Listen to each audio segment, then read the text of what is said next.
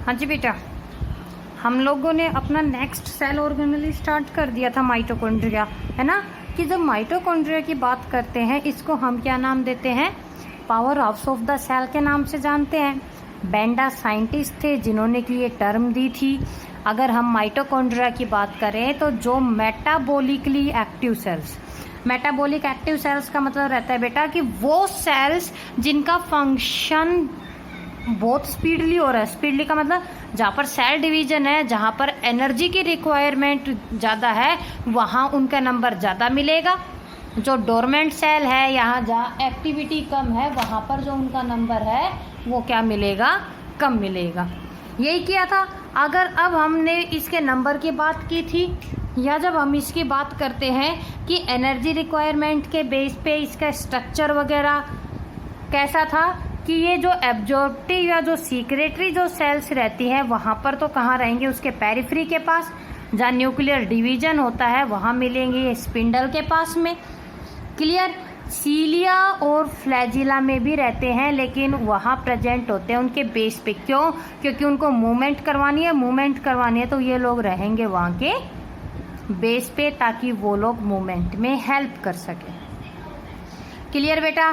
जब हम इनके शेप और साइज की बात करते हैं तो जो माइटोकॉन्ड्रिया की लेंथ रहती है वो नियरली 1 to 4.1 माइक्रोमीटर है। इनका जो डायामीटर होता है वो होता है 0.2 से 1 माइक्रोमीटर। केमिकल कंपोजिशन की जब बात आती है तो इनमें प्रोटीन ज़्यादा है, यानी कि 60 से 70% प्रोटीन है। लिपिड प्रेजेंट होते हैं, आरएनए होता है, डीएनए होता है और इसके अलावा मिनरल्स होते हैं। ये जो स्ट्रक्चर आपको दिखाई दे रही है, इसी चीज़ की एक्सप्लेनेशन हम आगे करेंगे। कि जब माइटोकॉन्ड्रिया की बात आती है, ये double membrane bound cell organelle है। Double membrane bound cell organelle का मतलब कि इसमें दो मेम्ब्रेन है, आउटर मेम्ब्रेन और इसके अलावा इसकी इनर मेम्ब्रेन। अब जब हम इसके मैट्रिक्स, जो फ्लूइड पार्टिकल होता है इसके अंदर, इनर मेम्ब्रेन के अंदर, उसको बोलते हैं मैट्रिक्स।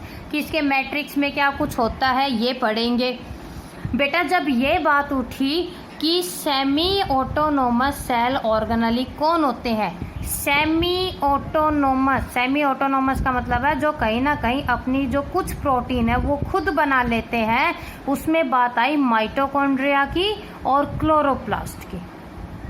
माइटोकॉन्ड्रिया और क्लोरोप्लास्ट के पास में खुद के राइबोसोम्स होते हैं और डीएनए होता है। इसकी वजह से ये अपनी कुछ प्रोटीन रहते हैं जो कि खुद सिंथेसाइज कर लेते हैं। बाकी की प्रोटीन रिक्वायरमेंट ये सेल से एक्सट्रैक्ट आउट करते हैं, और यही कारण है कि इनको सेमी ऑटोनोमस सेल ऑर्गेनेली के नाम से जानते हैं। क्लियर। स्ट्रक्चर की जब बात आती है, इसकी दो मेम्ब्रेन है, आउटर मेम्ब्रेन और इनर मेम्ब्रेन। क्लियर। और जो मेम्ब्रेन होती है उसकी थिकनेस है 60 से 75 आर्मस्ट्रॉन्ग।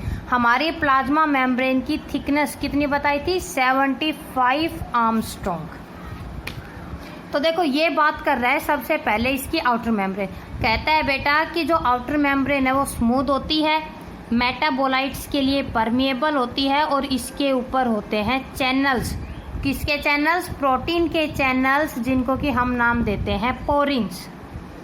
इसके अलावा प्रोटीन्स वगैरह यहाँ पर कम मिलती है। इनर मेम्ब्रेन की जब बात करेंगे, ये सिर्फ सेलेक्टेड ही मेटाबोलाइट्स के लिए परमिएबल होती है। डबल फॉस्फोलिपिड की लेयर होती है इस पे, और उस फॉस्फोलिपिड की लेयर, लिपिड्स को हम नाम देते हैं कार्डियोलिपिन्स।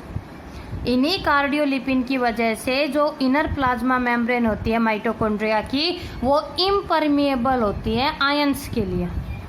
प्रोटीन का कंटेंट भी यहाँ पे 70 से 75% होता है। अब क्या रहता है बेटा कि जो ये स्ट्रक्चर दिखाई दे रहा है, इनर जो मेम्ब्रेन होती है इस तरह इनफोल्ड होने लग जाती है, और जब इनफोल्ड होती है, इन्हीं जो अंदर की साइड फोल्डिंग्स हो गई, उसको हम नाम देते हैं क्रिस्टा।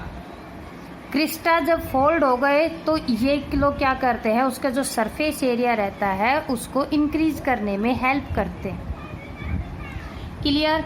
तो जब हम बात करेंगे इन इनर फोल्डिंग, जिनको कि क्रिस्टा के नाम से जानते हैं, इसके ऊपर ध्यान से देखना। टेनिस के रैकेट, टेबल टेनिस का जो रैकेट होता है उसके जैसे ये कुछ स्ट्रक्चर्स, कुछ पार्टिकल्स प्रेजेंट होते हैं जिनको कि हम नाम देते हैं ऑक्सीसोम पार्टिकल्स या एलिमेंट्री पार्टिकल्स। क्लियर? अगर एक सिंगल एलिमेंट्री या ऑक्सीसोम को हम ऑब्जर्व करेंगे तो वो हमें कुछ ऐसा दिखाई देता है, जैसे टेबल टेनिस का एक रैकेट होता है। ध्यान से देखना, जो इसका बेस होता है हम उसको लिखते हैं एज F0 और जो उसका हेड होता है उसको हम लिखते हैं एज F1। एक माइटोकॉन्ड्रिया में, ध्यान से सुनना, एक माइटोकॉन्ड्रिया में 1 to 10⁴ या 10⁵ ऑक्सीसोम पार्टिकल्स होते हैं बेटा, यानी कि इनका जो नंबर रहता है वो बहुत ज़्यादा होता है। तो देखो जो ये F0 रहता है ये तो क्या बनाता है, इसको बेस को बनाता है, इसकी एक स्टॉक रहती है और इसके अलावा इसका होता है हेड। अगर इस F0 यानी कि अगर हम इसकी बात करेंगे, जो इसका बेस होता है, इट इज़ 11 नैनोमीटर लॉन्ग। ध्यान से सुनना, ये 11 नैनोमीटर लंबा होता है और 1.5 नैनोमीटर थिक होता है। स्टॉक की जब हम बात करेंगे, ये इसकी जो लेंथ होती है ये क्या रहती है, इससे थोड़ी कम रहती है, ये लगभग 5 नैनोमीटर लॉन्ग है और जो इसकी थिकनेस होती है वो होती है 3.5 नैनोमीटर। ये राउंड है तो यहाँ पर हम लेंथ ना निकाल के यहाँ निकालेंगे डायामीटर, और जो इसका डायामीटर होता है वो लगभग होता है 8.5 नैनोमीटर। क्लियर? क्यों हम इन ऑक्सीसोम पार्टिकल्स को पढ़ रहे हैं? ये जो ऑक्सीसोम पार्टिकल्स आपको दिखाई दे रहे हैं, they act as ATP as. ध्यान से सुनना, क्या जो ये ऑक्सीसोम पार्टिकल्स होते हैं ये किसकी तरह काम करते हैं? As ATP as. That means these are the centres of ATP formation. हम कहते हैं माइटोकॉन्ड्रिया में ATP बनती है और उस ATP एक्चुअल में कहाँ पर बनती है? इन्हीं ऑक्सीसोम्स के अंदर बनती है बेटा। ड्यूरिंग ऑक्सीडेटिव फॉस्फोराइलेशन, जब फॉस्फेट ग्रुप्स वगैरह टूटते हैं, उनकी ऑक्सीडेशन जब होती है तब क्या होता है, वहाँ पर ATP रिलीज आउट होती है। क्लियर? जब हम अब इनकी बात करेंगे कि कैसे, जो ये पूरा का पूरा जो ऑक्सीसोम होता है, ठीक है, पूरा का पूरा जो ये ऑक्सीसोम होता है, और जब इसमें से हम बात करेंगे इसके बेस की, इसके पास एक रहता है रोटर और एक रहता है स्टेटर, घुमाने वाला और उसको रोकने वाला। तो जो इसका स्टेटर रहता है, ये देखो, ये जो है ये किसके साथ कनेक्टेड है? इसके हेड के साथ कनेक्टेड हो रखा है, आर्म्स है। इलेक्ट्रॉन ट्रांसपोर्ट चेन आएगी प्लांट फिजियोलॉजी में, और जब उस इलेक्ट्रॉन ट्रांसपोर्ट चेन में क्या करते हैं, प्रोटॉन्स, हाइड्रोजन आयंस मूव करते हैं, उस टाइम पे वो लोग करवाते हैं ATP की फॉर्मेशन। क्लियर? कई जगह ऐसी भी देखने को मिलती है कि जो इनर और जो आउटर मेम्ब्रेन है बेटा, वो एक दूसरे के साथ कनेक्टेड रहती है, और जहाँ पर वो एक दूसरे के टच में आ जाए इनको हम बोलते हैं अडेशन साइट। अडेशन साइट वही काम करती है कि वो बाहर के मटेरियल को अंदर या अंदर के मटेरियल को बाहर भेजती है। ठीक है, उसके बाद हम बात करेंगे आउटर चैम्बर। आउटर चैम्बर मतलब माइटोकॉन्ड्रिया के बाहर का जो चैम्बर होता है, that between outer and inner membrane. Outer और इनर मेम्ब्रेन के बीच का जो स्पेस होता है, देखो ये है आउटर मेम्ब्रेन, ये है इनर मेम्ब्रेन। आउटर और इनर के बीच का जो स्पेस रहता है उसको हम क्या नाम देते हैं? Outer chamber. दोनों मेम्ब्रेन के बीच का जो चैम्बर होता है उसको हम क्या बोलते हैं? Outer chamber. ये बाहर वाली मेम्ब्रेन, ये अंदर वाली, तो जो ये स्पेस बचा इसी को बोलते हैं आउटर चैम्बर। 60 से 100 आर्मस्ट्रॉन्ग रहता है, क्रिस्टे वगैरह के अंदर रहता है, और इस आउटर चैम्बर में रहते हैं बहुत सारे एंजाइम्स। क्लियर? उसके बाद जब हम बात करेंगे इनर चैम्बर की, यानी इनर चैम्बर मतलब माइटोकॉन्ड्रिया का जो मैट्रिक्स होता है, जहाँ पर वो फ्लूइड, बेटा जहाँ पर माइटोकॉन्ड्रिया का फ्लूइड प्रेजेंट होता है उसको हम बोलते हैं मैट्रिक्स। इसमें रहते हैं प्रोटीन के पार्टिकल्स, राइबोसोम्स, DNA, RNA, वो वाले एंजाइम जो कि क्रेब्स साइकिल को कैरी आउट करते हैं। DNA, RNA, अब सुनो ध्यान से, जब इवोल्यूशन की बात आती है तो ये माना गया है कि माइटोकॉन्ड्रिया और क्लोरोप्लास्ट दोनों ही प्रोकैरियोटिक सेल से अराइज हुए हैं, क्योंकि दोनों रिजेंबल करते हैं प्रोकैरियोटिक सेल से। कैसे? प्रोकैरियोटिक सेल का भी डीएनए सर्कुलर होता है, इनका भी डीएनए सर्कुलर होता है। प्रोकैरियोटिक सेल के डीएनए में कोई भी हिस्टोन प्रोटीन्स नहीं होती, यानी कि नेक्ड होता है, और यही काम होता है माइटोकॉन्ड्रिया के डीएनए के साथ। इनके पास भी राइबोसोम्स हैं, प्रोकैरियोटिक सेल के पास भी राइबोसोम्स हैं, और दोनों ही होते हैं 70S टाइप, 2 सब यूनिट 50S और 30S। यूकैरियोटिक सेल का हिस्सा होते हुए भी जो इसके कैरेक्टर्स रहते हैं वो इसको किससे रिजेंबल करवाते हैं बेटा? प्रोकैरियोटिक सेल से रिजेंबल करवाते हैं। कैसे? कि प्रोकैरियोट्स की तरह इसका राइबोसोम्स होता है 70S, डीएनए नेक्ड होता है, सर्कुलर होता है, और यही कारण है कि हम माइटोकॉन्ड्रिया को सेमी ऑटोनोमस हाफ की अपनी कुछ प्रोटीन्स रहती हैं जिसको कि ये खुद बना लेते हैं। ठीक है, अब बात आएगी कि अगर सेमी ऑटोनोमस माइटोकॉन्ड्रिया है और क्लोरोप्लास्ट है तो न्यूक्लियस क्यों नहीं है? बेटा न्यूक्लियस फुली ऑटोनोमस है।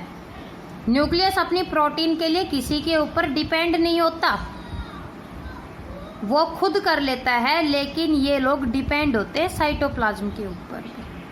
तो देखो, ऑटोनोमी ऑफ माइटोकॉन्ड्रिया, ऑटोनोमी मतलब किस तरह ये अपने फंक्शंस के लिए डिपेंड रहता है।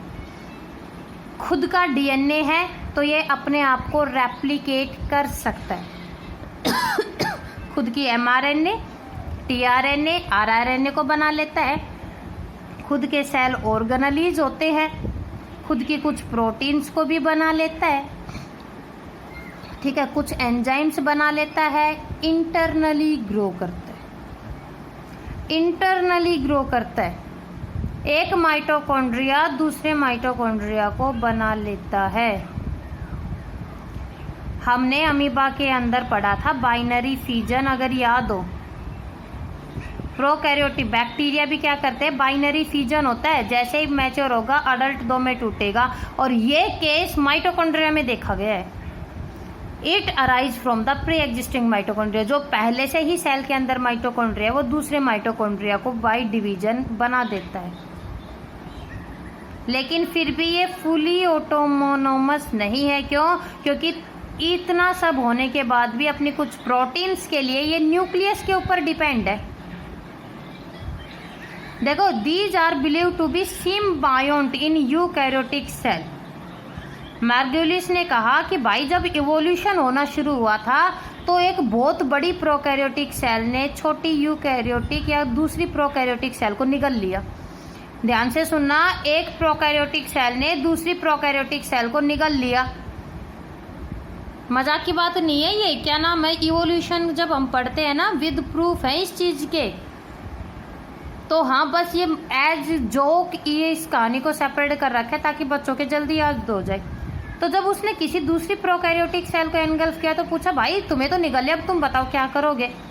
तो एक तो बोली मैं तुझे एनर्जी दे दूंगी, दूसरा बोला मैं तेरे लिए खाना बना दूंगा। तो जो एनर्जी देने की जिसने वादा किया वो बना माइटोकॉन्ड्रिया, जिसने कहा मैं खाना बना दूंगा वो चेंज हुआ क्लोरोप्लास्ट।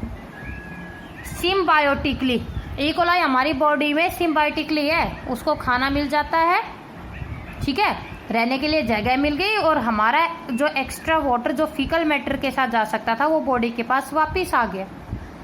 तो सेम केस यही हुआ कि फिर जब प्रोकैरियोटिक सेल से ही तो यूकैरियोटिक सेल आई है, उस यूकैरियोटिक सेल में ये सिम्बायोंट रहता है। हमारी यूकैरियोटिक सेल में सिम्बायोंट है। जब प्रोकैरियोट यूकैरियोट में चेंज हुआ तो कहा कि भाई अब मुझे बाहर मत निकाल, मैं तुझे एनर्जी देती रहूंगी। यानी कि माइटोकॉन्ड्रिया सिम्बायोटिकली है। कैसे? हमारी यूकैरियोटिक सेल को एनर्जी मिल जाती है और माइटोकॉन्ड्रिया को रहने के लिए जगह मिल गई। क्लियर? नेक्स्ट वीडियो में हम बात करेंगे, इसी चीज से कंटिन्यू रखेंगे कि इनके माइटोकॉन्ड्रिया के क्या कुछ फंक्शंस होते हैं।